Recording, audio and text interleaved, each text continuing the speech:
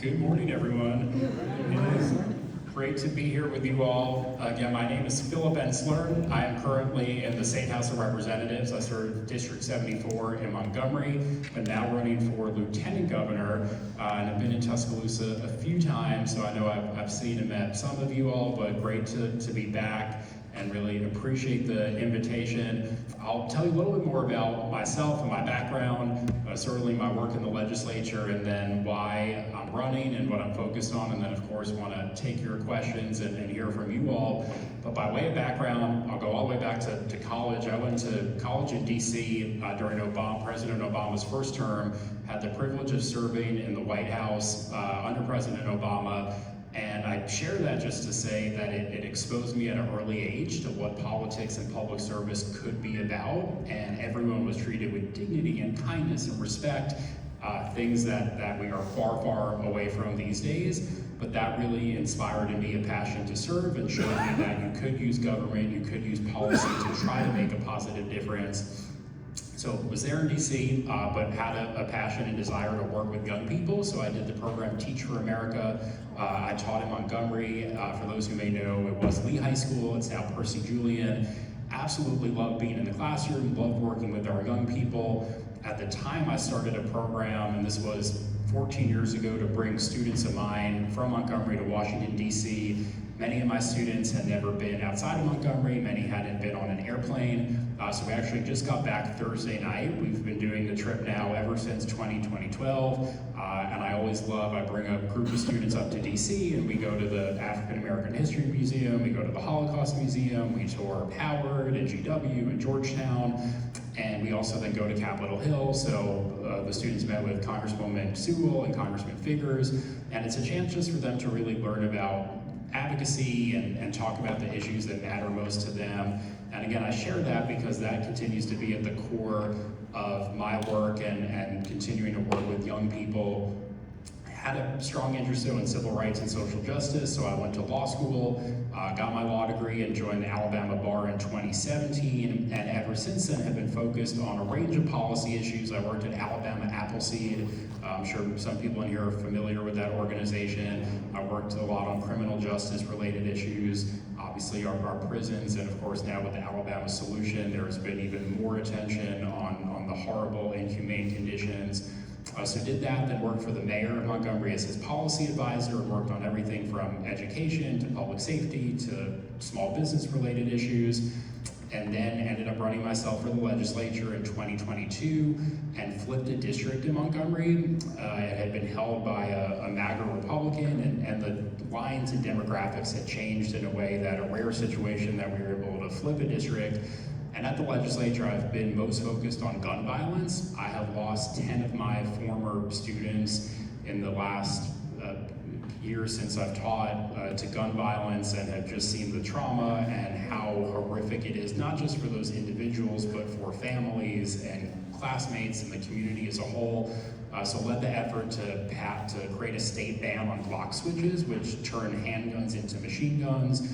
There were people who said there's no way a Democrat could get any sort of gun legislation passed.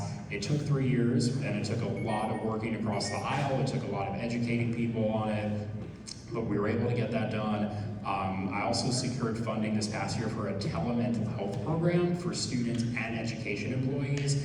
Having been in the classroom, I know how important it is that our young people have access to good mental health services, but also for our teachers and those working in our schools. They take on a lot, they absorb a lot of what students bring into the building. So that will start this fall, and it'll be for all over the state, but because it'll be telemental health for particularly our rural areas where there may not be a therapist in that county, or maybe a student or a teacher is not able to drive in time to get to an appointment after school.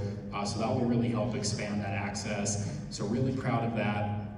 And now running for Lieutenant Governor, and want to build off of that record of getting things done at the State House. And I know that these are, we started with the opening moment of silence about the times we're living in, and I know that people are frustrated and angry. There's a lot of scary stuff happening, and people are hurting in our state. Everything from hospital closures to power bills to taking money from public schools and sending them to private schools. There are so many things that people are having a hard time with, and we see all this craziness on the right, all of this meanness, all of these backwards policies. So I'm focused on what I call solutions to real issues, so the things that are impacting everyone, and trying to put together a strong coalition. I know we have some young people in the room and college students, and really talking about how do we create an Alabama that includes everybody, that is focused on having great opportunities for everyone in the future. So I'm really excited to be running the four main things that I've been focused on. Putting more money in people's pockets, and going back to power bills. I know every time I get mine, and when many of us see our power bill, it is just astronomical. There is no reason why utility rates should be as high as they are. So I've proposed things like having rebate checks that we send to people to help them pay for their expenses. Things like fully eliminating the grocery tax, because it is crazy that we still tax groceries. We've made progress on that, but we need to completely do away with it. The overtime, the exemption on overtime pay. There are so many hourly workers in our state who then work overtime to earn some extra money to be able to support their families. We had a 1-year tax exemption on that, but then the Republican legislature said, well, we don't want to fund that, but we'll fund prisons, or we'll fund the Choose Act and send money to private schools. There's no reason why for working people we shouldn't have that tax exemption. So those are the kinds of things that we can do to put more money in people's pockets. On healthcare, it is insane that we have not passed or expanded Medicaid. I think we all know the history in here. It goes back to it being under Obama, and at first the state didn't want to do it because it was Obamacare. Then they claimed they couldn't afford it and pay for it. Again, we found $1 billion for new prisons. We can surely find the money to keep hospitals open and help people have access to health care. So Medicaid expansion is a huge one. Third, supporting public education, and that is everything from raises for our teachers. As a former teacher, I know how many times I went in my own pocket. I know that salary is certainly not enough to raise a family on. So raising the pay and benefits for education employees, and that will attract and help us retain educators who will then help our young people even more. So that's a huge part of it. On the Choose Act, right now there's no longer going to be an income cap, so people who have tons and tons of money that can certainly afford to send their children to private school should not be getting a government handout. They should not be getting that subsidy. So at least putting a cap on that, if not completely doing away with it, is huge. And look, as someone who continues to work with young people, there are all sorts of things, whether it is learning about credit scores and FICO scores, and talking about AI and how to utilize that in a proper way. There are all sorts of things that we can and should be doing for our young people. All of these bills that are passing that actually are not helping our schools, and whether it's putting religion in schools, and then look, I'm all for, I'm a person of faith and really proud of that, but we also have a constitution that says that should not be in public settings and in public schools. So all of these things, we had a bill a couple of weeks ago to change the name of the Gulf of Mexico to the Gulf of America in state documents. I mean, there's all this craziness that's not actually helping our young people. So focusing on things that are going to improve access to good quality public education. And the fourth thing, safe neighborhoods, and whether that is feeling safe, from gun violence, whether it is feeling safe that no one is targeted because of who they are by police. We have to make sure that we live and have communities where everybody is safe because of who they are. So having reasonable things, and that ties into our prison situation. Right now, the attitude is, well, let's lock people up and throw away the key. We should be having things that are going to actually enhance public safety. So reentry programs and rehabilitation. There are people that are locked up that are elderly or no longer a public safety threat, or they have a health issue. I mean, there are all these reasons why we should be dealing with overcrowding and deal with it in a humane way. So again, I'm running to put aside all the craziness and focus on actual solutions. I'm proud of my record of getting things done at the legislature. And the last thing I'll say before opening it up, I know that as Democrats in Alabama, it is, we have seen year after year, cycle after cycle, the 60-40 split, where no matter how hard we try, no matter how much we get out there, that we hit kind of that ceiling of about 40% in statewide elections. But I, in my heart of hearts, believe that this year is different for a few reasons. One, we have young people that are getting more involved and engaged. That is a huge part of it. We have the devoted people that know how to get out and make phone calls and write postcards and knock on doors. So those who have been doing that work for years are energized and fired up.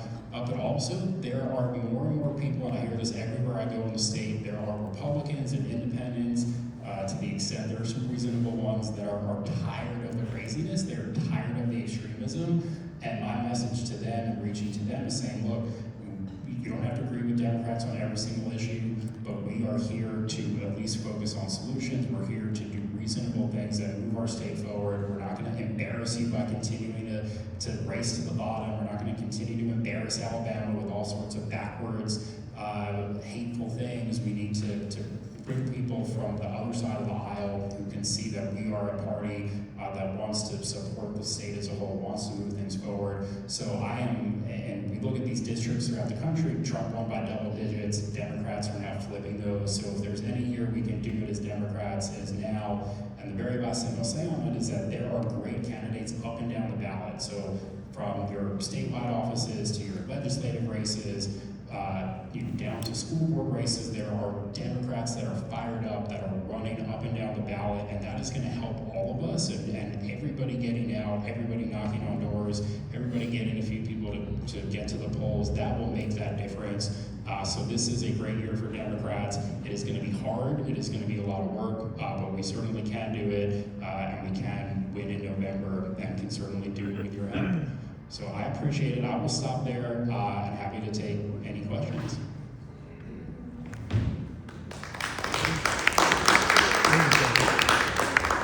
Where do you stand on women's health care? So absolute support the right to choose. I do not think the government should be telling a woman what she should or shouldn't do when it comes to her health care. I think that it's insane that we have a complete ban, and absolutely support women have the complete right to choose. They should make that decision with their doctor what's best for them. I don't know if you would have anything to do with this, but I just read this morning that the central, what do they call themselves, water board or something like that, are taking fluoride out of the water. And they just laid on People who I know, I saw can't that. really afford to go to the dentist regularly, really gonna hurt their dental health.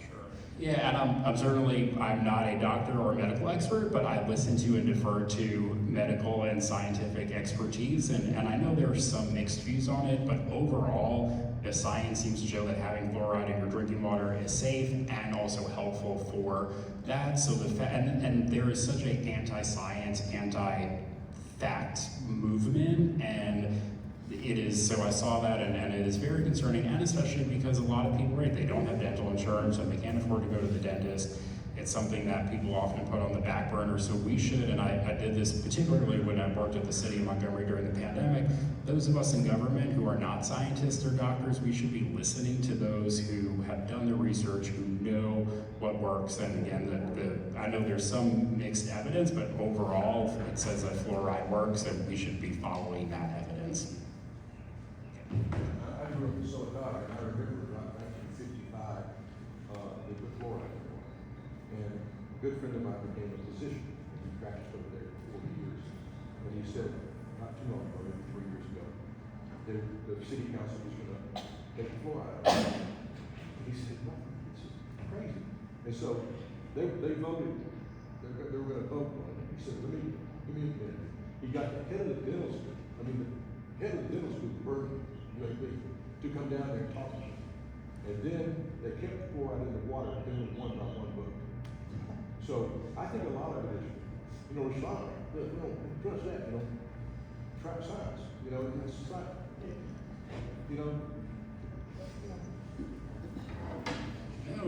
And look, I could go on a tangent about it, but at the legislature there, particularly since the pandemic, there is such this fierce reaction and pushback on scientific evidence and on doing what's right, and it's hurting people, it's harming people. We see now without, you know, people not getting vaccinated, the measles, I mean, outbreak, I mean, it's all crazy stuff. And again, we shouldn't be going backwards, we should be going forwards on things. And of course, we need to educate people on the science and get information out there and have trusted sources and voices. But all of this is wanting to bring us back, particularly on medical issues, is you know, it's literally costing people their lives. Yes.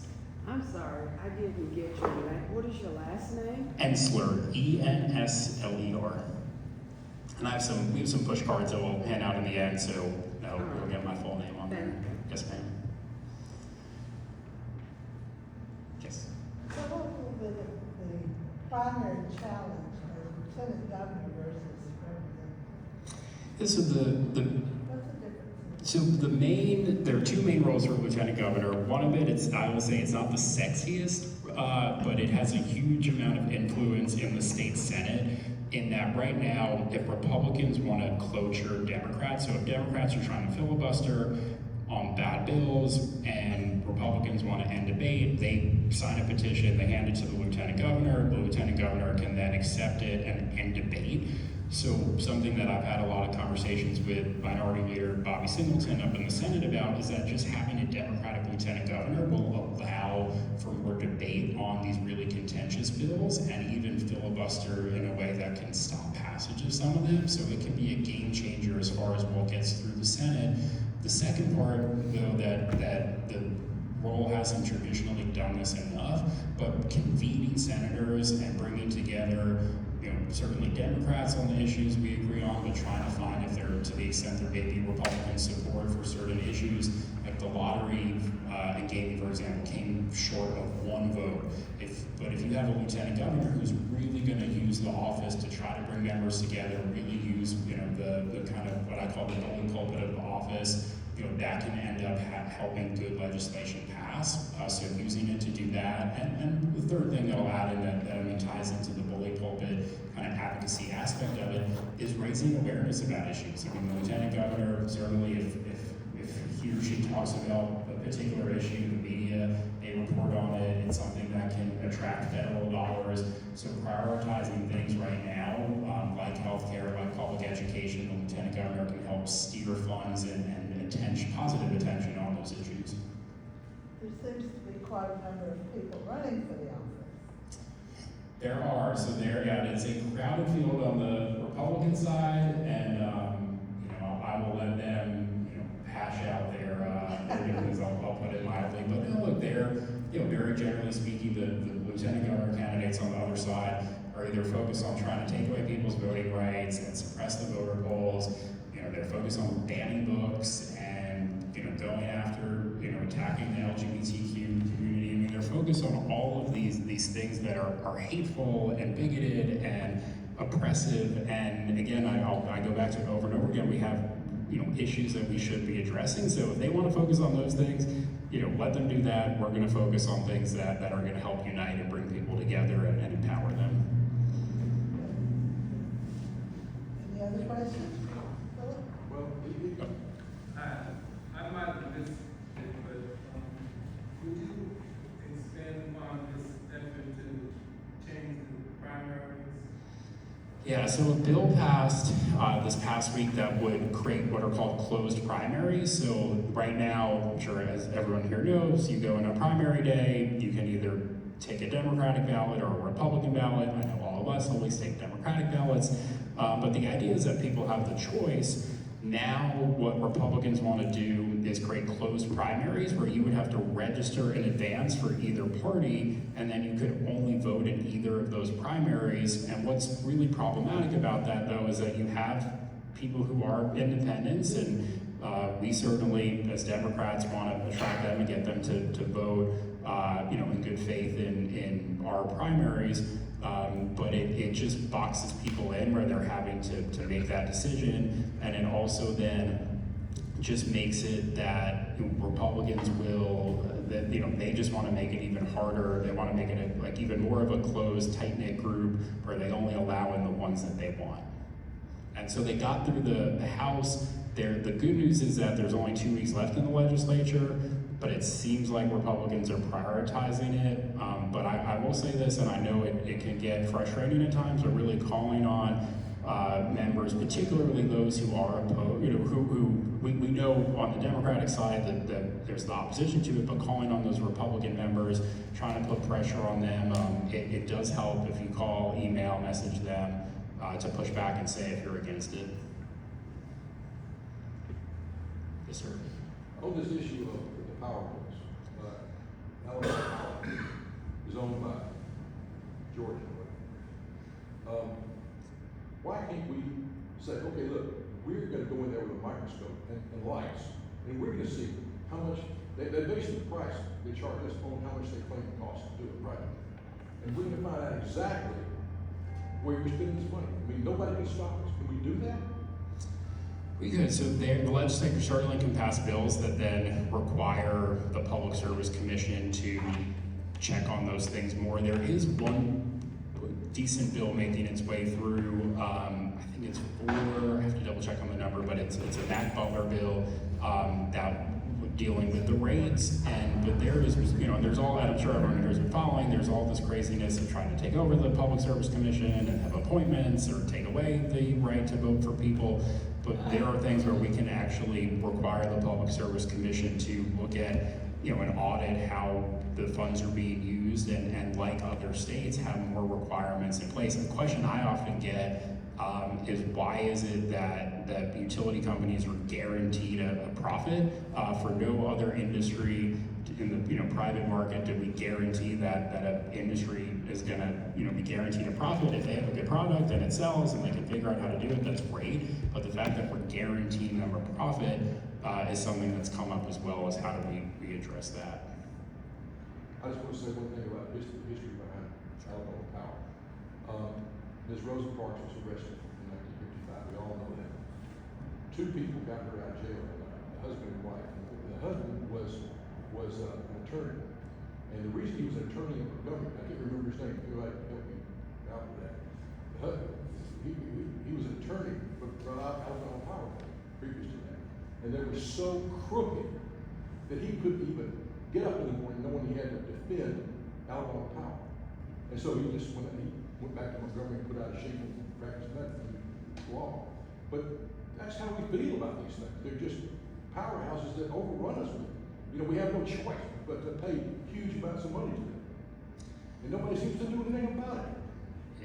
Yeah, no, it's infuriating. And the fact, I did not know that history, and the fact that was, decades and decades and decades ago, and we're still dealing with it. And there are, in Alabama, certainly when it comes to utilities, but in other industries as well, there are these monopolies where they just control so much of what happens. And I'm glad that there is the pushback that there is from the public, and people are finally saying, hey, we are not going to just tolerate this. We're not going to allow this to